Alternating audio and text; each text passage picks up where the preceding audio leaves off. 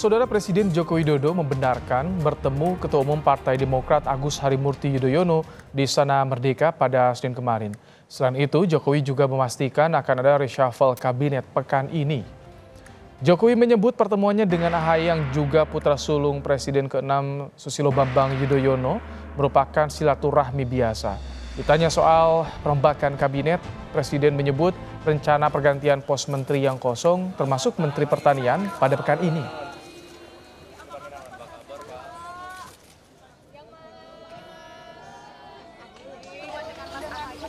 Ya biasa, ya pertemuan silaturahmi, berbicara hal-hal yang biasa lah kita bicarakan, ketemu dengan dengan partai.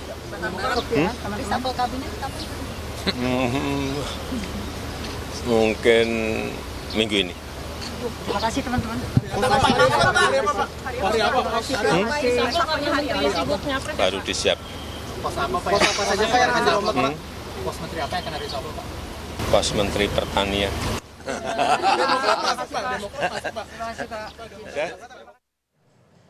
Sebelumnya, Ketua Umum Partai Demokrat Agus Harimurti Yudhoyono atau AHY menemui Presiden Joko Widodo di Istana Merdeka, Jakarta pada Senin petang kemarin.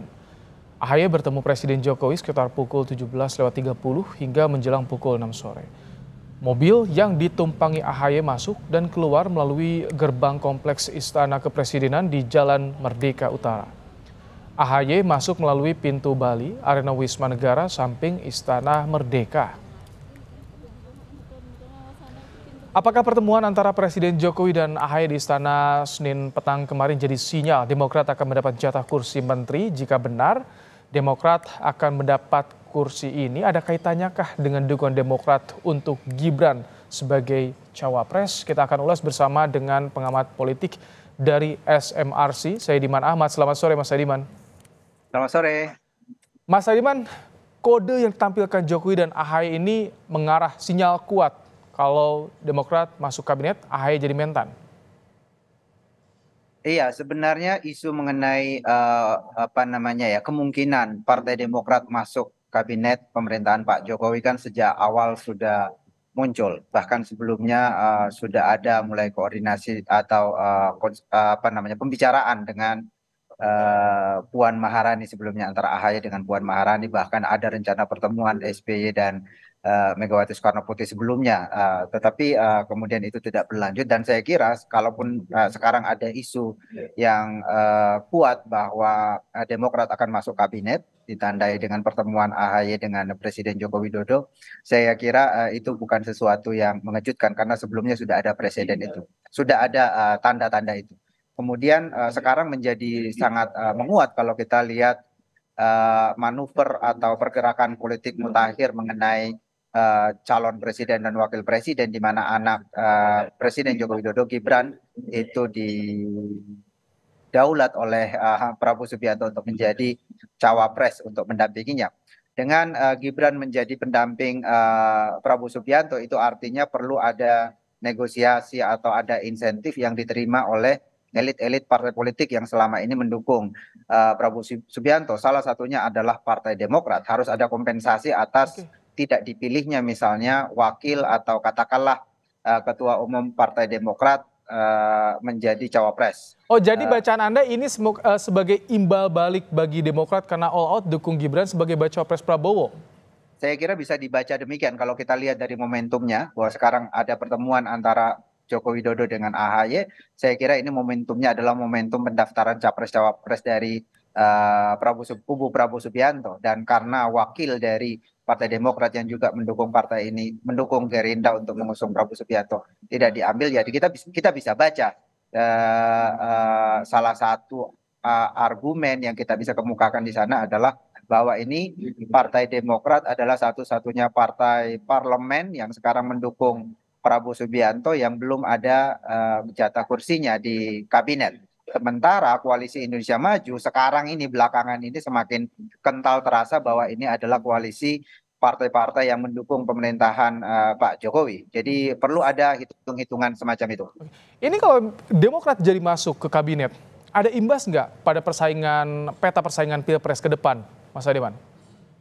Saya kira akan punya imbas, misalnya isu yang kita sering diskusikan belakangan ini, atau ada ketegangan atau ada jarak antara Presiden Joko Widodo dengan PDI Perjuangan misalnya, mungkin itu akan kembali mengemuka begitu ya, dengan masuknya tokoh partai yang selama ini oposan terhadap pemerintahan ke dalam kabinet. Apalagi misalnya jika Pak Joko Widodo kurang melakukan komunikasi misalnya dengan PDI Perjuangan di dalam menentukan ini, tentu ini akan menguat kembali isu tentang keretakan hubungan antara Joko Widodo dan PDI Perjuangan. Jadi menurut Anda ini PDIP tidak akan rela kalau Demokrat masuk kabinet, karena yang berdarah-darah membela Jokowi selama ini kan PDIP.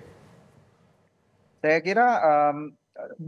kira bukan soal rela atau tidak, tetapi apakah keputusan Presiden Joko Widodo memasukkan AHY misalnya ke dalam kabinet itu melalui koordinasi terlebih dahulu dengan PDI Perjuangan atau tidak. Nah, itu yang perlu kita lihat. Saya kira sebagian di PDI Perjuangan sebenarnya tidak ada persoalan dengan Partai Demokrat masuk kabinet, karena sudah ada komunikasi tadi yang saya kemukakan sebelumnya. Tetapi kalau kita lihat perkembangan mutakhir di mana anak presiden itu diambil, katakanlah ya, dipinang oleh Prabowo Subianto yang merupakan lawan atau kompetitor dari calon yang diusung PDIP, kalau ada hubungannya dengan itu, maka ini menjadi sedikit rumit sebetulnya. Apakah komunikasi antara Joko Widodo dengan partainya akan menjadi lebih akan tetap oke gitu dibanding sebelumnya? Saya kira itu yang butuh kita lihat, karena ada perkembangan mutakhir, yaitu merapatnya anak presiden ke Prabowo Subianto yang ini juga merupakan kader Partai Demokrasi Indonesia Perjuangan. Saya kira faktor-faktor itu akan mempengaruhi hubungan antara presiden dengan PDI Perjuangan. Mas Saidiman, ini presiden apa yang akan timbul kalau manuver politik di Pilpres ini sampai berujung ke perombakan kabinet, sampai berujung masuk ke istana nih? Iya, ini bagian dari konsekuensi ya dari perubahan politik yang sangat cepat belakangan ini. Itu konsekuensinya. Tetapi sebenarnya mungkin kalaupun ada perubahan, sebenarnya perubahannya tidak akan total. Ada perubahan total begitu ya, karena kan sekarang yang lowong setidaknya ada satu kursi sebetulnya ya, untuk kabinet, yaitu Kementerian Pertanian yang menterinya baru saja kena kasus korupsi. Saya kira itu saja ya. Tetapi secara umum sebetulnya kalau kita lihat secara lebih luas, kalau kita hubungkan antara pergerakan antara manuver politik partai-partai politik dalam rangka dalam isu capres cawapres, sebenarnya ada peluang juga sebetulnya partai-partai yang tidak mendukung calon yang diusung PDI Perjuangan maupun yang dekat dengan Joko Widodo, katakanlah PKB, kursi dari PKB dan juga Partai Nasdem.